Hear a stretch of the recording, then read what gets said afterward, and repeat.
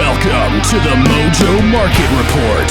Here's your hosts, Dave Sturcio and Chris Gucci. What's going on, everybody? Welcome to another episode of the Mojo Market Report right here on a Monday. It is Monday, April the 3rd. That's right, ladies and gentlemen. We are dead heat in the middle of spring right now. It started about 2 weeks ago. I feel like we've been cruising through spring. Still real cold in the morning. It's very cold in the morning. It gets I saw 30 degrees this morning. It'll be like 65 later. See, I'm like that. I like that. I like that a lot. But the allergies are already starting to hit, as you can hear and tell. It is Dave Sturcio. It is Chris Gucci, as always, back here at Shop Studios on a Monday morning. Lots to get into. Obviously, we've had ourselves a fantastic week of basketball, both in the NBA and, of course, in college, as tonight we had the national championship game.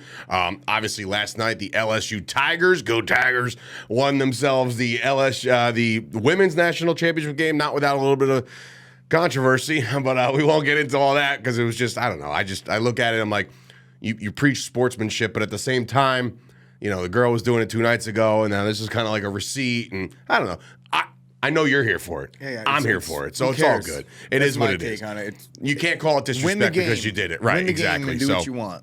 Congratulations to the LSU Tigers for getting the women's national championship locked down yesterday. Great weekend, though, overall, for us personally. Yeah, I had a good time. Well, I had a great time I'm this run weekend, down. But I'm I am tired. Yeah. It is officially a Monday today here at Shop Studios. It is. And if you don't know what we're talking about, there was an awesome card show locally. So if you are watching this and you are a Mojo investor and you trade on the market every day and you're in New Jersey, then maybe we came across you over at, what was it called? The GTSM Sports Card Show, or Sports Autograph Memorabilia Show. So obviously, Mojo, the owners, the powers that be, this all happened to start with sports cards way back when. The backstory is they had a sports card thing. They had the idea that they wanted to do a sports card stock market or a sports stock market like Mojo is, and they couldn't do it because of certain red tape, and they decided to shift it towards like a trading card thing. It got bought out, and then here we are. Mojo, all these years later. But yeah, great story there. But other than that, bro, I met a ton of players this weekend. I mean, you ran into one of your future idols. Jordan Love. I met Jordan Love in the bathroom. I had my nephews and nieces. I paid all this money to get them to meet him. They're waiting online to meet him.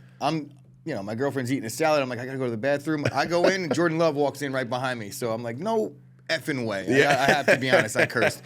But it was cool. He was cool. I met Lawrence Taylor, randomly. I met Kenny Pickett randomly. Kenny Pickett was very open and around. One of our friends of mine actually paid money to watch Drew Brees and Taysom Hill throw a football to his son. Not to him, because, boy, that would be very embarrassing if you would have paid all that money. I was actually hoping I was going to run into some Mojo people, because a lot of times you see Mojo was I ran into one. You did? I ran into one guy who came up to me, and he said, I know you from Chop Sports, but I watch you and Chris on Mojo every day. And I was like, that's awesome. And then I was like, you got to that conversation where you're like, bye. You don't know what else to say. But he loves the app, and that's what, we're all here to make money. But yeah, great weekend. The legends were on top of each other, just all over the place. There was basketball, football, hockey on day 3. I know you don't like much about hockey, but, Mike Richter. I mean, come on. Like the Rangers goalie for the Stanley Cup win back in 94. So yeah, that was the entire weekend, Friday, Saturday, Sunday. It was awesome. I was there every day. You guys were there longer than I was. I was basically dropping in to really drain my bank account to get memorabilia. This is kind of how it went. I did the Mojo show on Friday. Mm-hmm. I left, and I've done nothing but that. And now you're doing the Mojo show I'm doing the Mojo show again, and that's how it feels. Honestly, I don't even think I slept. I ate like twice. I am not doing well, but here we are. Let's go. Let's talk about college basketball. We should, but I will first start off by saying I hope everybody enjoyed WrestleMania over the weekend as well. So if you're wrestling fans, that was insane. By the way, did you see the Endeavor article? Yes. No, it's like that's a thing. It's about to be done. It's happened. Yeah. So Endeavor, the president company of the UFC, is also about to be the president company of the WWE. So imagine being a stockholder. Which means that they're going to be interchanging rosters, and they're going to be able to set What up scares me is that they might go back to the old model. So when you're a Peacock subscriber, you get all the pay-per-views for free. Like, well, not for free because you're paying $6 a month or whatever it is, right? They might go back to the whole fight $65, $80 a pay-per-view. I don't know if they're going to go 80 because I don't think they're going to get that. I don't think so either. Because based on how cheap it's been, they're not all of a sudden going to be able to charge $80. But no, what I think it does is it good for marketing, and I'm forgive me for not knowing anything about this right now, but didn't the WWE just get sold? They were in talks to sell to the Saudis, Yeah. but it just didn't go through. So, keeping it in the country, I guess you could say. You know what's crazy? The guy who like runs international. Endeavor, his name is Ari, right? That's the same Ari that they based the character off of in Entourage. That's pretty wild. Like, I found that really wild. So the guy who's about to run UFC and WWE is basically Ari Gold. Yeah. So he was, after all, a powerhouse agent, and he got it all done. So anyway, yesterday or 2 days ago, we had ourselves 2 amazing basketball games. One a little bit less appealing than the other because, obviously we'll get into UConn in a second, but they seem to be cruising right into the national championship game. But the game I'm talking about, which is so crazy, because there was a lot of promos going on at this card show. There's a lot of people selling their stuff, whether it be services or whatever. And there was a sports book that said, hey, listen, if you download this app, we'll give you a pack of cards. And I was like, oh, yeah, of course. I'll download the app. Why not? I'm an app guy, obviously. I'm all over the Mojo app. So I already placed my bets on the Mojo app, and the other Dave's guys. a big app guy. Yeah, big app guy. Mozzarella sticks, just appies all day. But what I did was I was like, I had my bets already at Mojo, right, on with the player props, and I got involved in the games itself. But I was like, yeah, I'm going to sprinkle some money of this other app that I got to get on Florida Atlantic. I was like, they're the dogs, not by much, but the money line paid good, and I was like, here we go.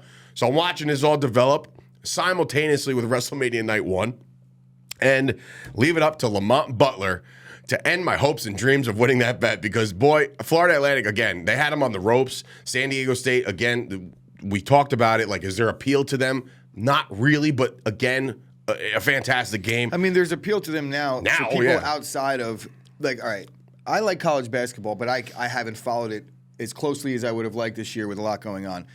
So to a college basketball purist, they probably love and know everything about San Diego State. But it's, I talked about it going into the weekend. I was like, I'm not for this national championship. Like, It's not your prototypical national championship championship against Duke in the national championship game. Right. Like, I don't think Florida Atlantic and San Diego State, and it turned out to be the best game of the tournament. So I should stop talking shit, I guess, because Elijah Martin delivered. But for Florida Atlantic, a wonderful player who's played, out of his mind throughout the course of this tournament. He drops 28 in the loss, which is unfortunate. But again, you got to give it up, Matt Bradley. 21 points. And I know that I'm, like, again, I have to preface or at least follow up by saying I know that I'm going to get blasted for saying that. The teams that got to where they got to earned it, and they deserve to be there based on the fact that they beat the other teams that lined up in front of them. I mean, I just think the college basketball model is a little harder for me to get into because of the one and done aspect. So all these good teams, you're more for a series. Not that I'm more for a series. What I think happened or is happening is that you see a bunch of teams that are really good. They only have freshmen, so they come in. They don't get to play. They play 30 games together. They practice once or like for one basically off season throughout the season, and then they're done. The team is split up because the good players on that team go to the NBA, and then new top recruits come in. But there's no continuity. There's no continuity. There's no way for the teams to gel. And then you have these mid-majors or these teams like San Diego State who may have a bunch of seniors on them that have been playing together for a long time. Correct. So you get teams that aren't really nationally recognized throughout the season that are really built for a tournament. And that changes things. It makes March Madness cool. I get it. But for me, it makes it harder because none of these guys stay on the teams that are good. Considering more than one season. Considering all the turnaround and considering all the stuff, does this give more credit to the Dukes of the world, the North Carolinas of the world, where every year that seems to be, I mean, obviously not this year, but like every year it seems to be that they're the major players in the tournament and they get there and they get far every single year. So it's like one of those things. Like, I don't even think you could give more credit. They're still going to get the best recruits. It's not like San Diego State. What happens and now to with these NIL, teams, what ends up happening with these teams when they do well in the tournament, if they're not a powerhouse already, their coach leaves, and then they had that good run, and now that's who benefits the most from it is the coach gets a better job. Yeah, that's true too. But anyway, kudos to San Diego State. Is this one of the more memorable finishes in your recent memory? I mean, yeah. I mean, he went right down the court, game winner to go to the Natty. Buzzer beater, Jim Nance, the whole nine. Like, it's just one of those things where you dream of scenarios like this, and Lamont Butler puts it through, and now he will be playing tonight in the national championship. Who threw the pass to Christian Laettner? Who threw the pass to Christian Laettner in that famous Duke play? Christian Laettner was 1990. A legit NBA player. That's what I'm trying to think. I'm sure it's somebody good. I don't know. Grant Hill. Dude, I swear to my kids, I was going to say Grant Hill. And I was like, can't be. Should have then. So Grant Hill to Christian Laettner, bang, game over. Everybody hates Christian Laettner now. What a fantastic finish. Do you think this is the hardest tournament in all of sports to win? Meaning what? Meaning, it's so long. They start with 64 teams. It's a huge tournament. Like, yes, the elite of the elite. I already downplayed the NBA playoffs considering the fact that there's a play-in series now that was added. You're adding teams to the NFL. They're whack. They're just completely screwing up the baseball playoffs. World Series. I don't know, man.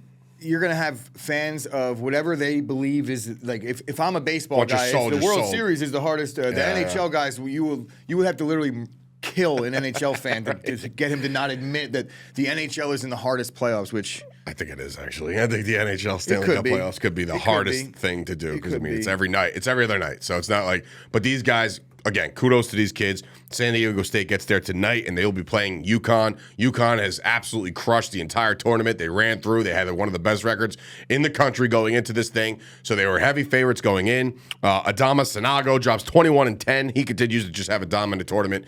So the road ends right now, right? It's championship night, Monday night. It's here. Who takes this thing? Does San Diego State continue this miraculous, I don't want to call it miraculous. They were favored in the game yesterday.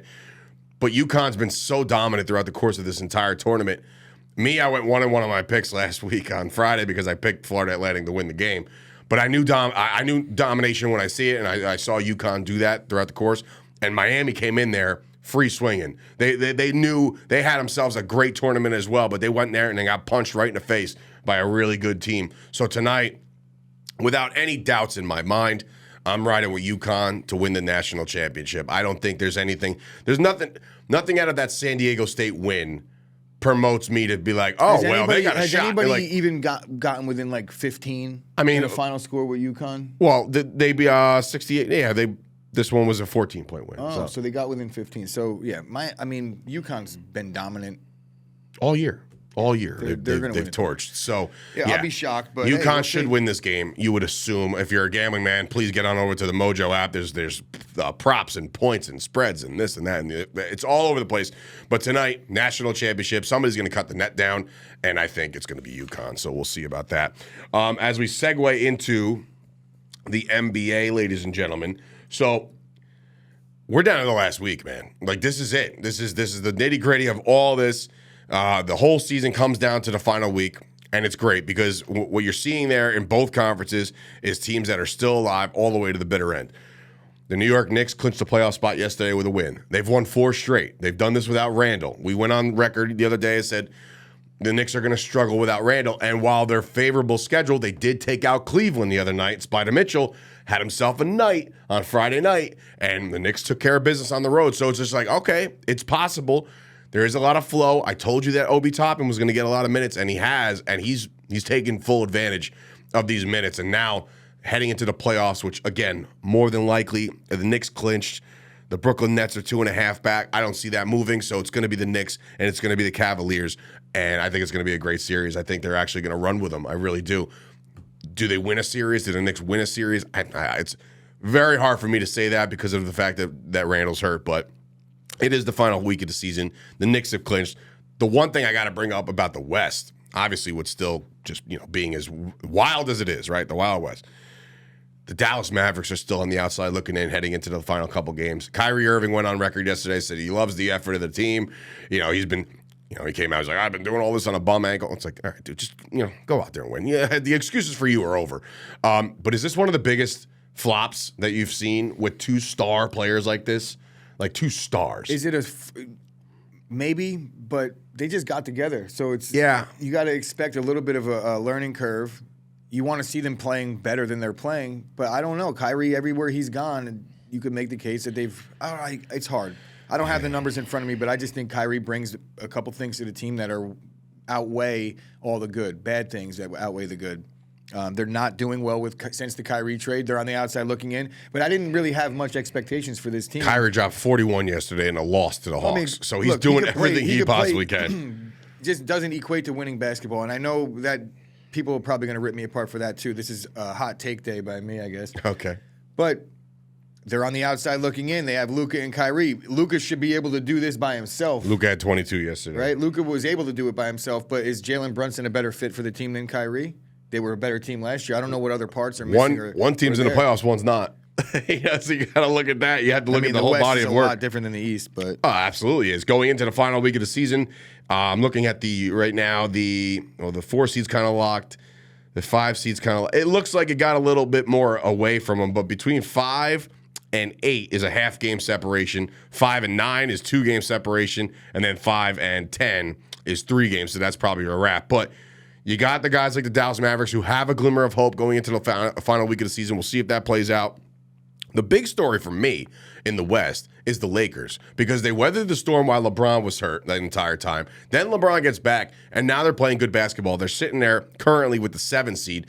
So they have an opportunity to actually get out of this play-in thing and just get into the normal playoffs and just kind of chill and wait, which would do wonders for a guy like LeBron James who's trying to get his body right. Can the Lakers do anything? Can they make some noise with AD and LeBron playing at top level? I don't think the Lakers are going to be a threat in the postseason, but you always have to take it serious because AD did take over in the bubble. I don't know if he's still got that in him. And LeBron James, he's like 51 years old. I know, Father They're 7 and 3 in their last 10. They're playing good basketball. This little 2-week break may have been what he needed to get rejuvenated for the postseason because we all know LeBron's played a ton of games. So he may have needed it.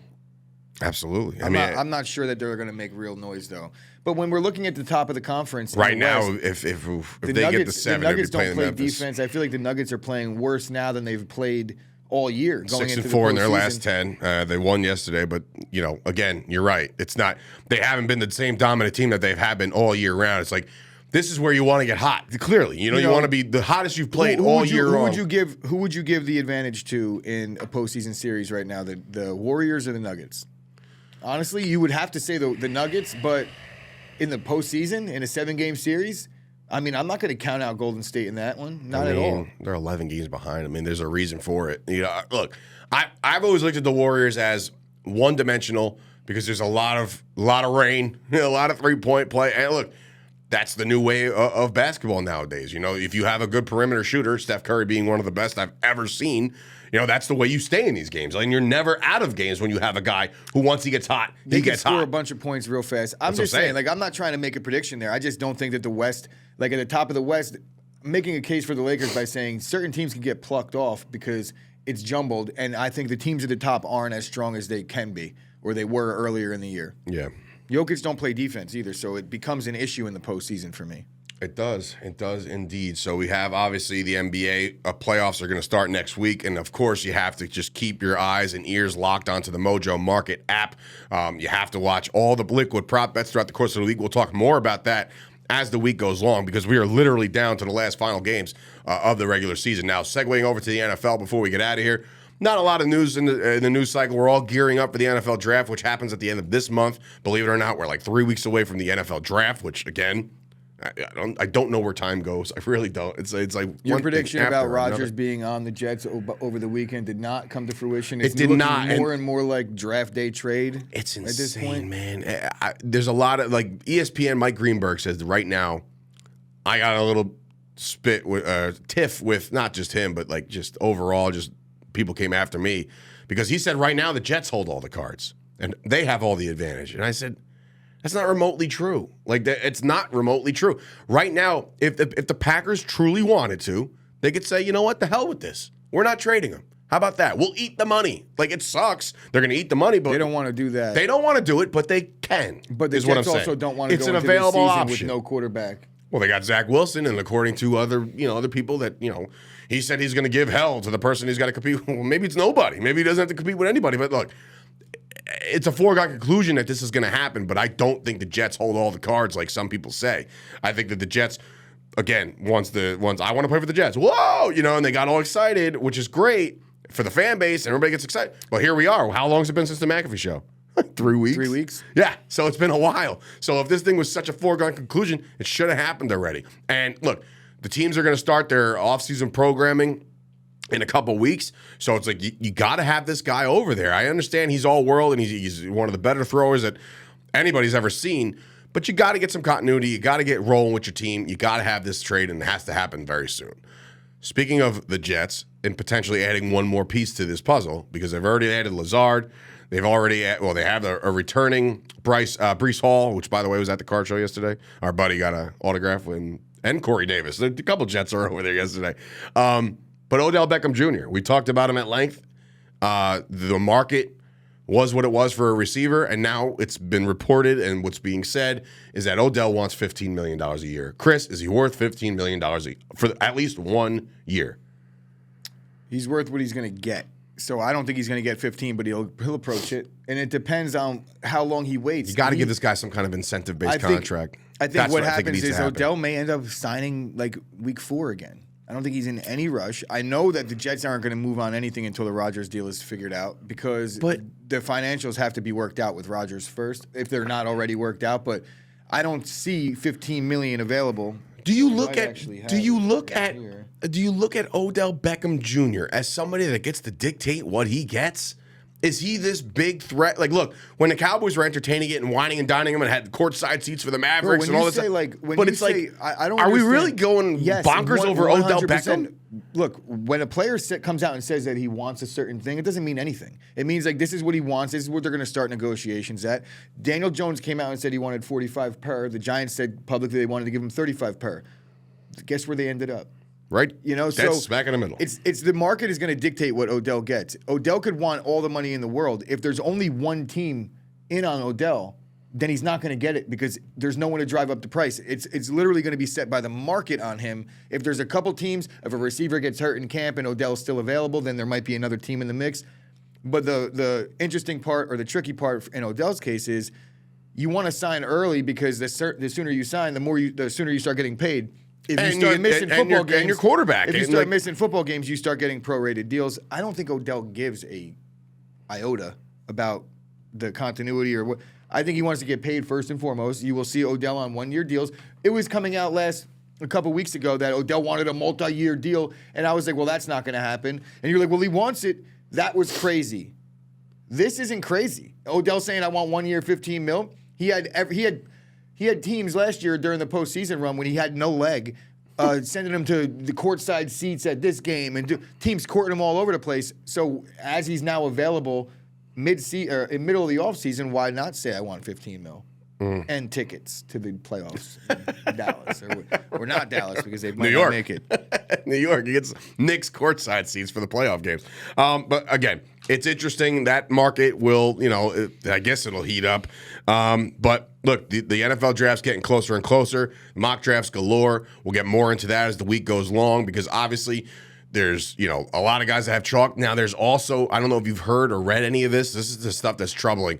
When these kids, they go on these visits and they have their pro days and they have these interviews, I've been told, or not told, but I've read that Will Levis is absolutely dropping the ball in all aspects of his interviews. Like he just reeks of arrogance and confidence and just one of the GMs says, I've never seen anything like it, and not in a good way.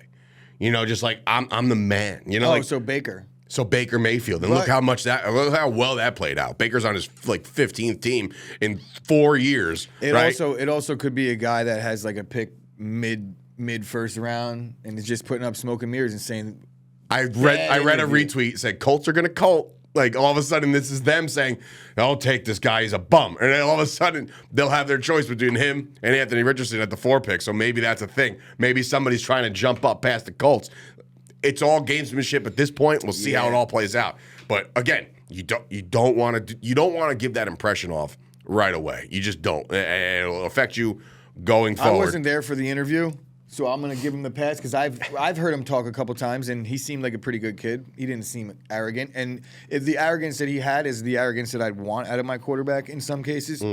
But I don't know. Again, I don't know all that much about him. So we shall see. Mock drafts galore coming out, but you can follow us right now on Mojo. That's at Mojo on TikTok, Instagram, and Twitter. It's been a weekend, ladies and gentlemen. We're all trying to get our bearings here.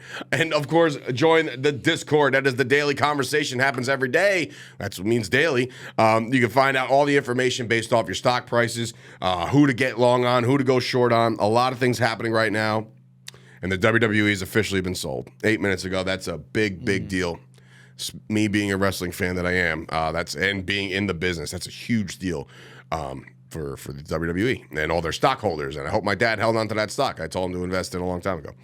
But in any event, this week will be loaded with some NBA action. Obviously, if anything in the NFL pops off, we'll be here to cover it each and every day this morning. Please subscribe to the channel. Set your little bell, right? Let you know when there's a new video available. Not just us. There's plenty of awesome content coming from Mojo right now. Head on over to mojo.com for all the blogs. All their writers are fantastic. It's where I get most of my information from, if not all of the information from a lot of these guys that are rating these guys high, low. I'm figuring all this out as it goes and as it comes to us. So be sure to do that as well. Download it now, available on the Apple Store and Google Play. Oh, nailed it.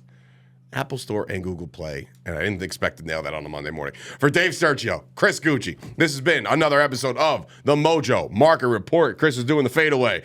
We'll see you guys back here tomorrow.